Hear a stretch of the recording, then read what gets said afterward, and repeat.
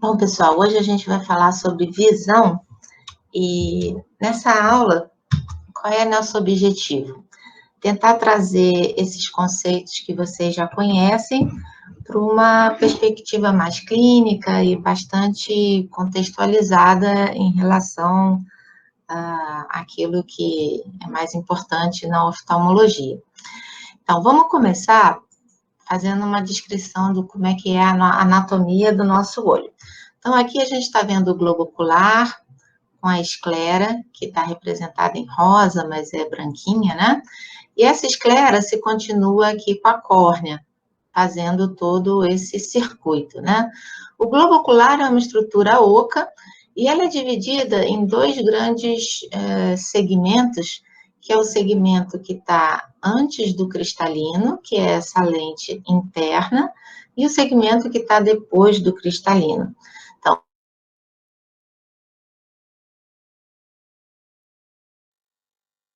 chamada câmara vítrea, preenchida por um líquido bastante viscoso chamado humor vítreo.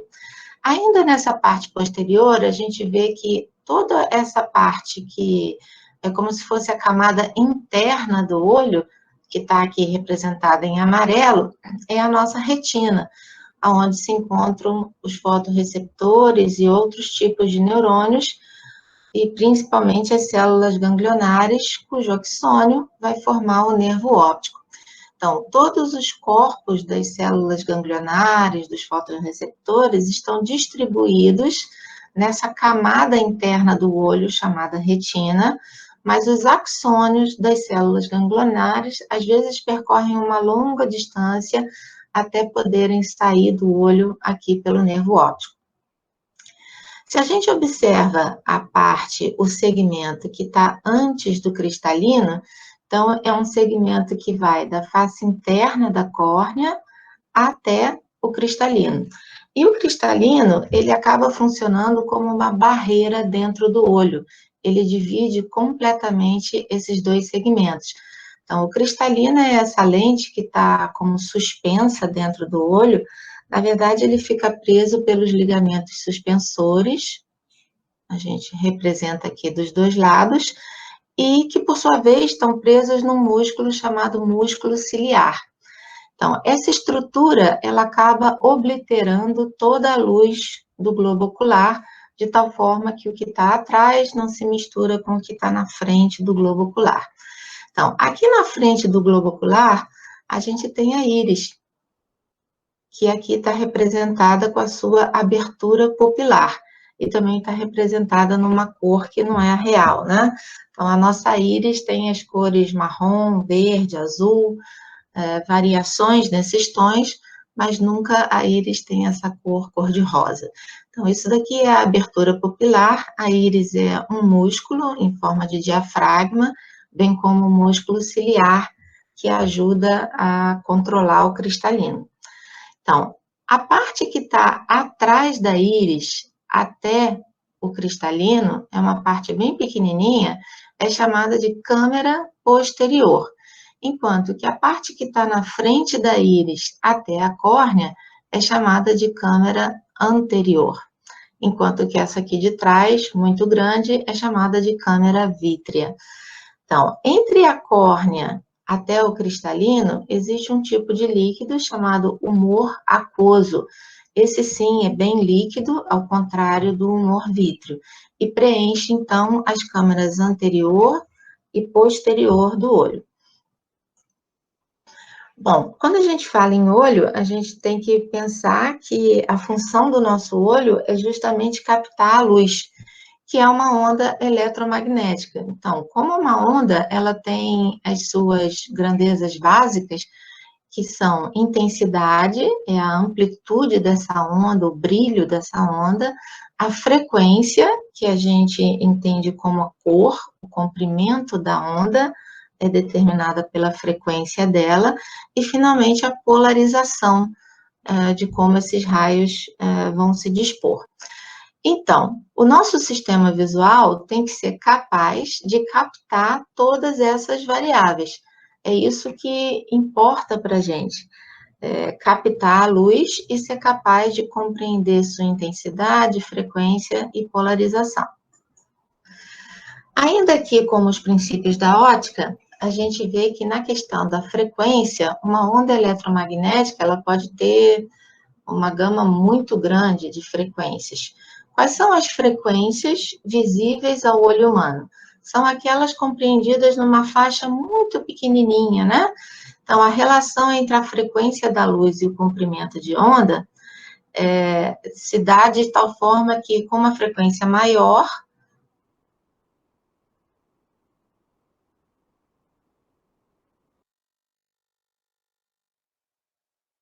de onda menor. E já com uma frequência menor, que é a vermelha, se tem um comprimento de onda maior.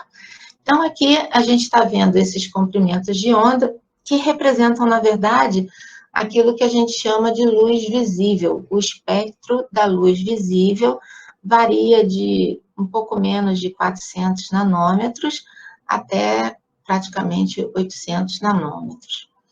E essas são a nossa capacidade de enxergar esses comprimentos de onda. Então, por que nós temos essa capacidade? Pelo tipo de receptores que a gente tem. Então, a nossa espécie tem receptores para a luz que são capazes de captar esses comprimentos de onda. Outras espécies podem ter receptores que são capazes de captar outros comprimentos de onda. Ainda em princípios da óptica, um fator importante da gente relembrar é a questão da refração. Então, o que é refração? Refração é o desvio do raio luminoso ao atravessar uma superfície angulada. Um detalhe, né, não tão detalhe, que a gente tem que lembrar, é a questão do índice de refração do meio. Então, a luz se movimenta de forma diferente se ela está no ar ou se ela está na água. Um exemplo bem simples é essa ilustração aqui, onde parece que o lápis está partido quando a gente está observando o lápis no ar e depois que essa imagem está, na verdade, imersa em água. Então, simplificando muito todas essas questões da física, a gente está vendo aqui o nosso olhinho com as suas câmeras todas e aqui o nosso objeto de interesse. Então, se eu representar só os pontos extremos dos objetos, eu vejo que eles entram pelo olho, ultrapassam a córnea, ultrapassam o humor vítreo que está preenchendo esse segmento, e quando passam pelo cristalino, eles começam a sofrer refração, na verdade, a partir da córnea, né? Então, a córnea é a nossa primeira superfície angulada, e a partir daqui, os raios luminosos que estão incidindo sobre esse objeto e estão sendo refratados, eles passam pela córnea e caminham de forma diferente nesse humor aquoso, até encontrar uma segunda lente, que é o cristalino, e novamente atravessar um meio que é um meio aquoso e não uma lente sólida, né, como córnea e cristalino. Enfim, em geral, na oftalmologia, se calcula a refração total desse sistema, desconsiderando até certo ponto a questão da refração no ar e no meio líquido. Então, a média, né, da força de refração total do olho está em torno de 59 dioptrias. O que é uma dioptria, né? É justamente o poder de refração de uma lente. Então, quanto mais curvada for uma lente, maior é o seu poder de fazer refração, ou seja, a sua capacidade de desviar o raio luminoso. Então, aqui a gente está vendo um exemplo de uma lente biconvexa e a gente está vendo os raios entrando em paralelo. Então, quando que os raios luminosos encontram uma lente e eles estão em paralelos? Quando eles estão distantes. Então, quando o objeto que está fazendo a refração daquela luz está, digamos, a 6 metros, esses raios eles estão em paralelo e, portanto, eles encontram essa lente nessa situação. Então, se os raios que estão entrando em paralelo encontram uma lente como essa, biconvexa, o que essa lente faz com os raios que chegam nela? essa lente faz convergência. Então, o raio que encontra a lente e forma um ângulo de 90 graus, reparem que esse não sofre refração, ele continua retinho até o final. Mas todos os outros raios que encontram a lente em ângulos diferentes de 90 graus sofrem convergência. Então, portanto, as lentes convexas ou biconvexas, elas fazem convergência dos raios luminosos. E isso acaba originando esse conceito do ponto focal. Então, ponto focal é o encontro dos raios luminosos depois que eles passam por uma lente convergente, como as lentes bicôncavas. Desculpe, como as lentes biconvexas. Ao contrário disso, a gente tem as lentes bicôncavas ou côncavas. Então, aqui os raios entram em paralelo e, novamente, o raio que encontra a lente e forma 90 graus não sofre refração.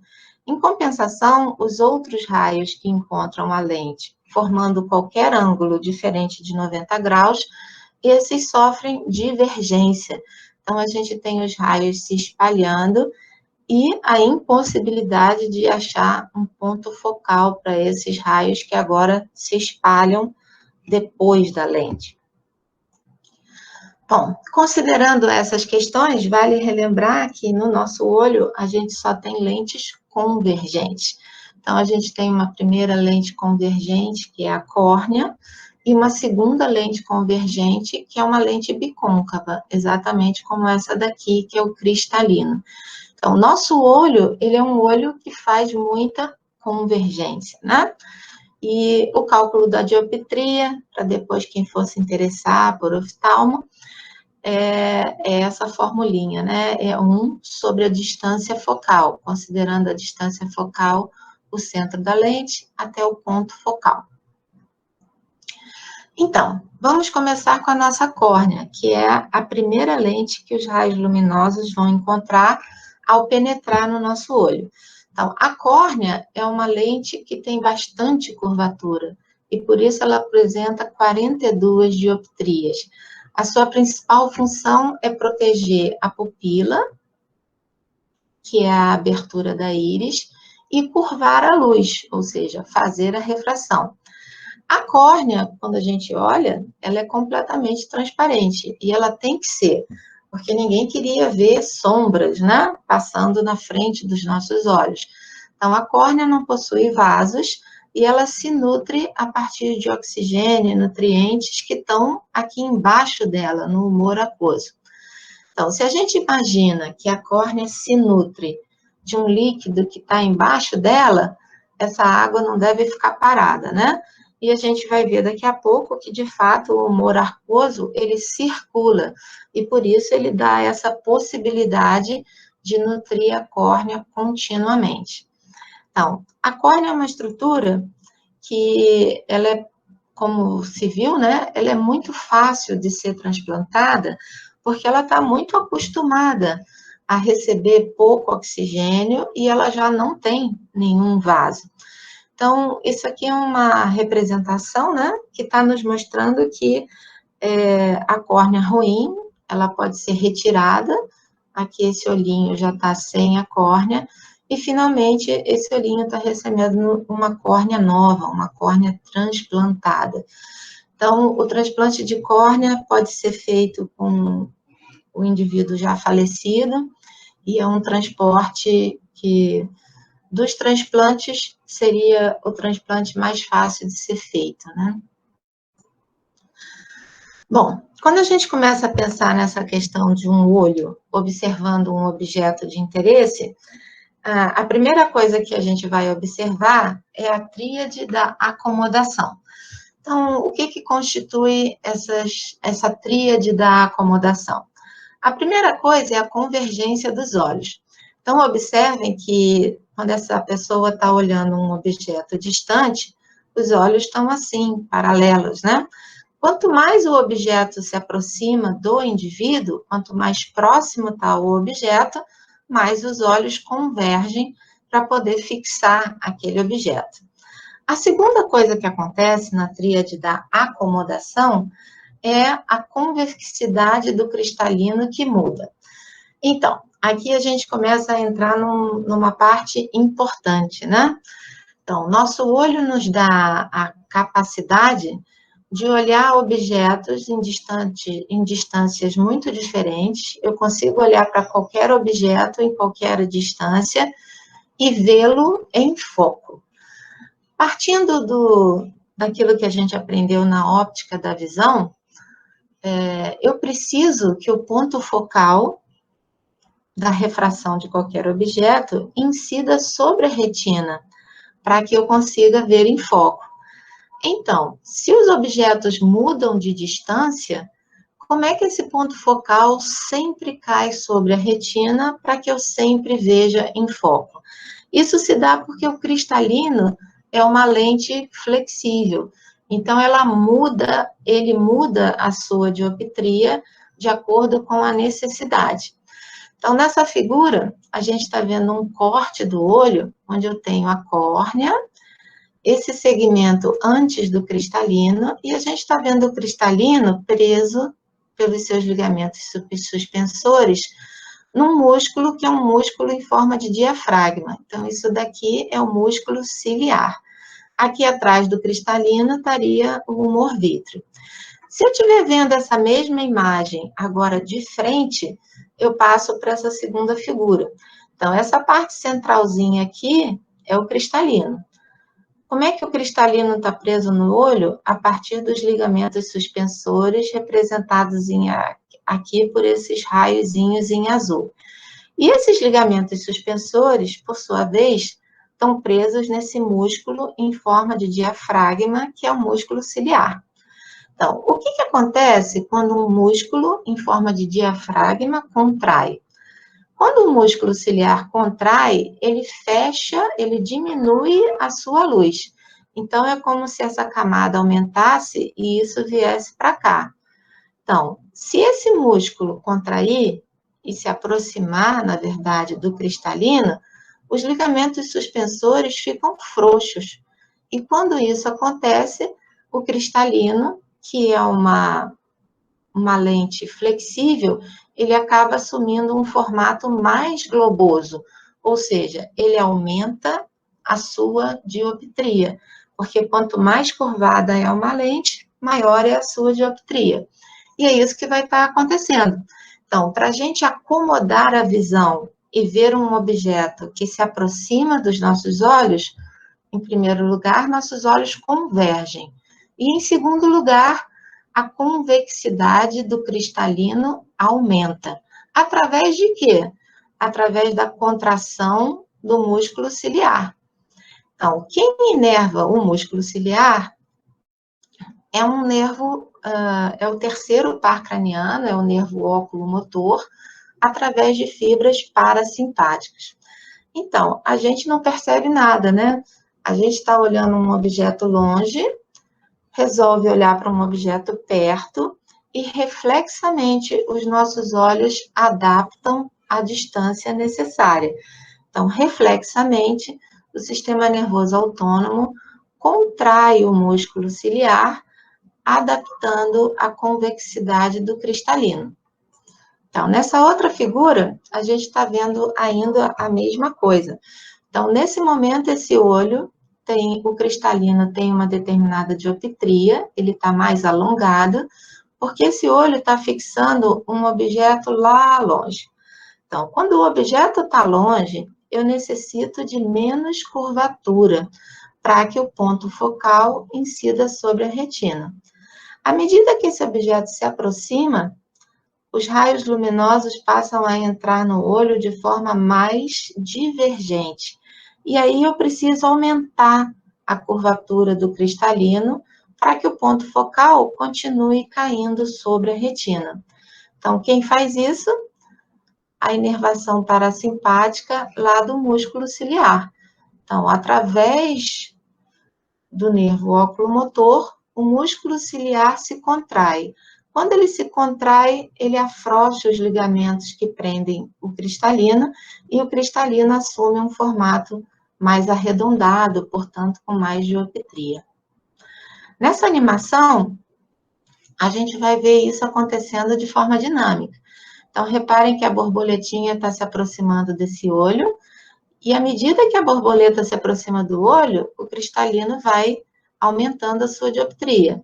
À medida que a borboleta se afasta do olho, o cristalino vai se tornando mais fino, mais alongado, consequentemente diminuindo a sua dioptria.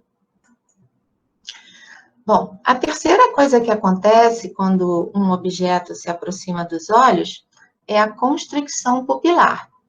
Então, a gente chama de miose a situação onde a pupila está bem pequena. Então, por algum motivo, esses músculos da íris se contraíram e eles fecharam a abertura que havia no meio deles. Então, quando a pupila está bem fechadinha, está bem pequena, a gente chama de miose. Quando a pupila está bem aberta, a gente chama de midríase. Então, quem faz a constricção pupilar? O nervo oculomotor, o mesmo nervo que ia inervar o músculo ciliar através das suas fibras parasimpáticas. Em compensação, na íris, a gente tem dois músculos. A gente tem um músculo constrictor da pupila, que funciona através de fibras parasimpáticas no terceiro par craniano, e a gente tem um músculo dilatador da pupila, que esse é controlado pelas fibras simpáticas cervicais. Então, quando um objeto se aproxima do nosso olho, independente da quantidade de luz, o que a gente observa é que os olhos tendem a fazer miose, ou seja, existe constricção pupilar quanto mais perto dos olhos está o objeto de interesse. Por que a gente faz isso, né? Então, aqui tem duas situações. Eu vou começar com a situação de baixo e depois vou para a situação de cima. Então, nessa situação aqui, a gente tem um olho, que está aqui, o olho do tamanho normal, é essa figura que está aqui, essa marcação bem do meio, né? E esse olho está observando esse objeto. Eu vou representar a refração dos raios dos pontos extremos desse objeto. Então, da pontinha da seta superior e da pontinha da seta inferior. Então, esse olho está com uma abertura pupilar bem grande. Então, muita luz pode entrar nesse olho, através dessa abertura pupilar. Se eu for representar a refração nesse pontinho superior, imaginem que aqui tem uma fonte luminosa, os raios luminosos incidem sobre esse ponto e eles são refletidos. Quais são os raios luminosos refletidos desse ponto que conseguem entrar no olho? São aqueles que conseguem atravessar a abertura pupilar. Todos os outros não vão entrar no olho, porque a porta para entrar no olho está desse tamanho aqui. Então, eu estou representando o extremo desses raios que conseguem entrar no olho. Quando esses raios aqui, representando esse único pontinho da imagem, atravessam o olho, eles sofrem refração, sofrem convergência e, portanto, vão formar um ponto focal sobre a retina. Esse ponto focal sobre a retina é originado desse ângulo que representa o extremo dos raios que conseguiram penetrar no olho. Então, reparem que esse ângulo é um ângulo um pouco menor que 45 graus, né? A mesma coisa acontece para esse ponto aqui. Então, esse ponto aqui da imagem, também os raios que conseguem passar pela abertura pupilar vão sofrer convergência e vão formar outro ponto focal aqui sobre a retina. E esse ponto focal é dependente desse ângulo formado pelos raios que representam esse ponto. Então, quando a pupila está muito aberta, o ângulo de formação desse ponto focal, ele é muito aberto, ele é muito grande. Se a pupila estiver fechada, a gente restringe os raios luminosos que estão entrando, e com isso, o ponto focal formado na retina, ele se origina de um ângulo muito menor. Então, quanto menor for o ângulo do extremo dos raios que representam cada ponto, maior é a nossa acuidade. Então, a gente chama isso de profundidade de foco. É mais ou menos aquela analogia da gente, quando quer enxergar bem num lugar de muita luminosidade, a gente tende a fechar os olhos, a gente tende a diminuir a quantidade de luz que entra no olho, justamente para que a gente tenha melhora da nossa acuidade, para que a gente tenha melhora no foco daquilo que a gente quer enxergar. Então, esse último item da tríade de acomodação envolve, na verdade, esse reflexo que é chamado reflexo pupilar fotomotor e o reflexo pupilar consensual. Também é chamado de fotomotor direto e fotomotor indireto. Então, o que é o reflexo pupilar? É o fato da gente jogar luz num olho e esse olho fechar a sua abertura pupilar. Então, toda vez que eu jogo luz no olho, nesse caso esquerdo, o olho esquerdo diminui a abertura pupilar, fazendo aquilo que a gente conhece como miose. Só que se a gente olhar, toda vez que eu jogo luz no olho esquerdo, se eu for reparar, o olho direito, ele também sofre miose. Então, o que é a resposta fisiológica que a gente espera de um reflexo pupilar? Se eu coloco luz através de uma lanterna em um dos olhos, eu espero que a pupila dos dois olhos se feche de forma igual.